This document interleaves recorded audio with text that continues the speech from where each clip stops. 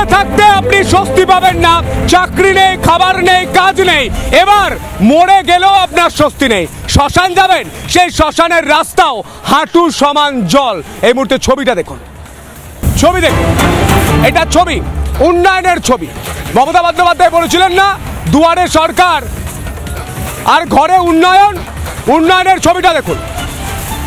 শ্মশান যাওয়ার রাস্তায় হাঁটু সমান জল, হাঁটু সমান জল পেরিয়ে নিয়ে যেতে হচ্ছে দেহ। পশ্চিম মেদিনীপুরের দাসপুরের বিষ্ণুপুরের রাস্তার করুণ দশা।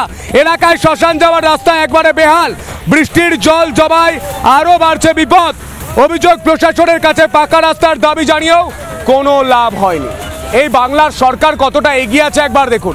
এক ছাতি জল, যেখানে এই যে আমাদের শ্মশান রয়েছে, যেখানে কি বলে প্রত্যেকটা মানুষের সৎকার করা হয়, তো সেইখানে এমন পরিস্থিতি যে একটা চুল্লি পর্যন্ত নেই।